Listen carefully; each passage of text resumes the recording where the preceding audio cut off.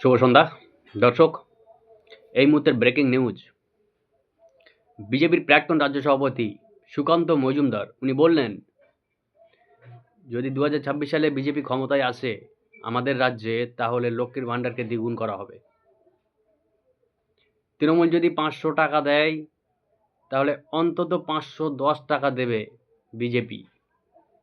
বক্তাকে সুকান্ত মজুমদার, বিজেপির প্রাক্তন রাজ্য সভাপতি, সদ্য প্রাক্তন রাজ্য সভাপতি। কারণটা কি?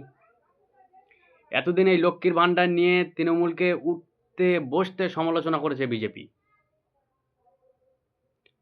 ভাতা দিয়ে ভোট কিনছে, কাজ দিতে পারে না, ভাতা দিয়ে মানুষের মন জয় করছে, ভাতাজীবী, এই সমস্ত নানা রকম কড়া কড়া শব্দ দিয়ে তৃণমূলকে উঠতে বসতে সমালোচনা করেছে বিজেপি। সেই বিজেপি কিনা এই ভাতার রাজনীতিতে আরো বেশি দেওয়ার কথা বললেন। সেই ভাতার রাজনীতির পথেই যেতে হচ্ছে বিজেপিকে। অঙ্কটা কোথায়, সেটাই আজকে বোঝার চেষ্টা করব। বিজেপি এটা বুঝে গেছে যে এ রাজ্যে লক্ষ্মী ভাণ্ডারের বিরোধিতা করলে তাতে লাভ নয়, লোকসানটাই বেশি হবে। মহিলাদের মাসে 1000 করে টাকা এবং এসসি এসটি সেলের যারা রয়েছেন আদিবাসী সম্প্রদায়ে তাদেরকে 1200 করে টাকা। তৃণমূলের এই মহিলা ভোট ব্যাংক তৃণমূলের ভোট বাক্সে উপচে পড়ে, সেটা বিজেপি বুঝতে পেরেছেন। তাই এর বিরোধিতা করা মানে মহিলারা বিজেপির থেকে মুখ ফিরিয়ে নেবেন, এটা অত্যন্ত স্বাভাবিক। এতদিন যা চিৎকার করেছেন, অন্তত নির্বাচনের সময় আর বেশি দেরি নেই, আর চিৎকার করার সময় নেই, এবারে পথে এসো। ওনারা পথে আসলেন এবং লাইনে আসতে শুরু করেছেন। তৃণমূল যা দেবে তার থেকে অন্তত 10টা টাকা হলেও বেশি দেবে, সুকান্ত মজুমদার বললেন। বিজেপির অন্য কোনো নেতার মুখে অবশ্য তার বিরোধিতার সুর শোনা যায়নি। অর্থাৎ সকলের লাইন এক, যেন তেন প্রকারেণ বাংলায় বিজেপির সরকার গড়তে হবে। এতদিন লক্ষ্মী ভাণ্ডার নিয়ে অনেক কথা বলতেন ওনারা, আর এই লক্ষ্মী ভাণ্ডারের এর ফলে রাজনৈতিক দলগুলোর সুবিধাও হয়, ভোট কেনা যায়। হ্যাঁ, এটা সত্যি। শুধু লক্ষ্মী ভাণ্ডার নয়, আমরা 2025 সাল মধ্যপ্রদেশ, ছত্তিশগড় এবং রাজস্থানে শুরুর দিকে যে 3টি রাজ্যে একত্রে ভোট হয়েছিল, সেখানে এক্সিট পোলের পূর্বাভাস ছিল মধ্যপ্রদেশে বিজেপির হারা ম্যাচ। বিজেপি হারতে চলেছে, শুধু সময়ের অপেক্ষা। শেষ মুহূর্তে মধ্যপ্রদেশের রাজনীতিতে মামা বলে পরিচিত শিবরাজ সিং চৌহান, মধ্যপ্রদেশের প্রাক্তন মুখ্যমন্ত্রী, উনি কি করলেন?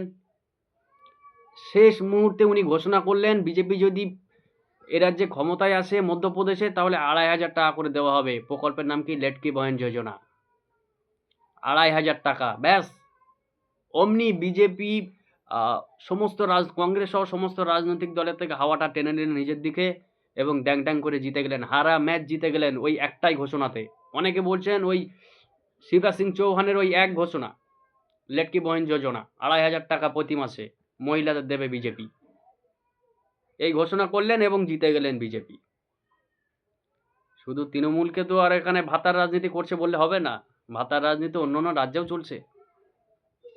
কয়েক মাস বিহার, সদ্য বিহারে যে নির্বাচন হয়ে গেল, আমি ব্যক্তিগতভাবে অনেক বিহারিদের সাথে কথা বলেছি, বিহারের অনেক নাগরিকদের সাথে কথা বলেছি।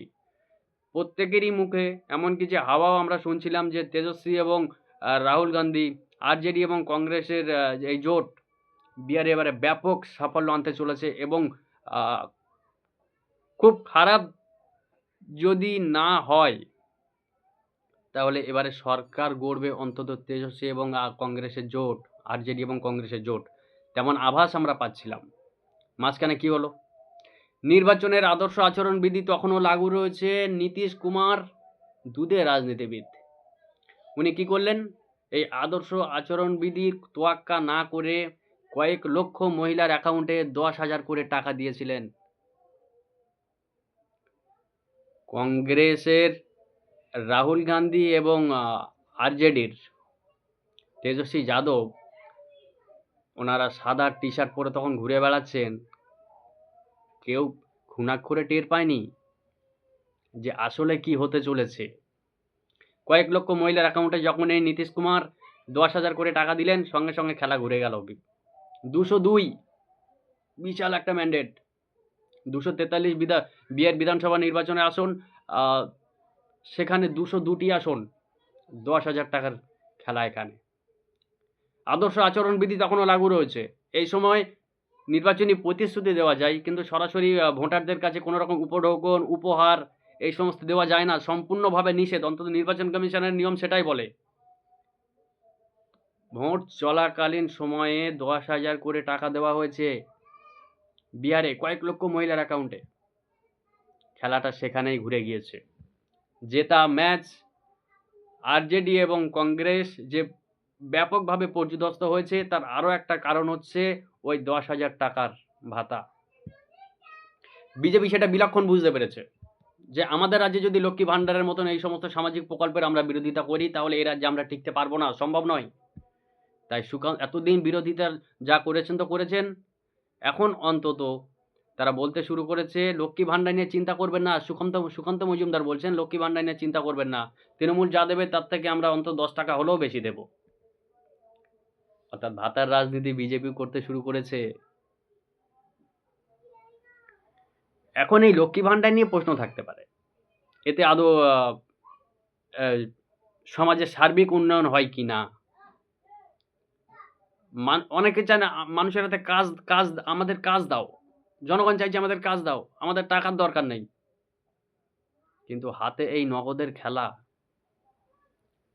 এটাও কম কিছু নয়। হতে পারে সেটা অল্প, কিন্তু এই নগদের খেলা একটা বড় অংশের মহিলারা বেশ প্রভাবিত হন।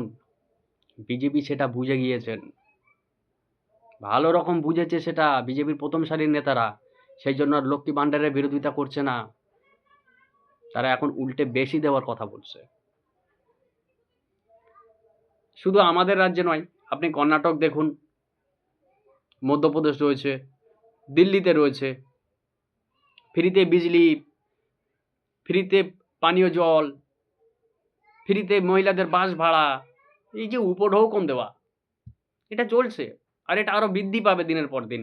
কারা কত ফ্রিতে জনগণকে বেশি কিছু প্রোভাইড করতে পারে, একটা প্রতিযোগিতা চলছে, কারা কত ফ্রি দিতে পারে। জনগণ হাঁ করে চেয়ে রয়েছে, যারা যত বেশি দেবে তাকেই ভোট দেবে। তাতে রাজ্যের সার্বিক উন্নয়ন হলো, সমাজ কোথায় গেল না গেল, বেকার বাড়লো কমলো, তাতে কি এসে যায় বাবা? আপনার আমার কি লাভ? তো হচ্ছে নগদ পেয়ে যাচ্ছি হাতে 1,000, কোথাও 2,500, এটাই চলছে। যাই হোক, আজকের পর্ব আপাতত এই পর্যন্তই। এ বিষয়ে কিছু বলার থাকলে আপনার কমেন্ট বক্সে বলবেন। ধন্যবাদ।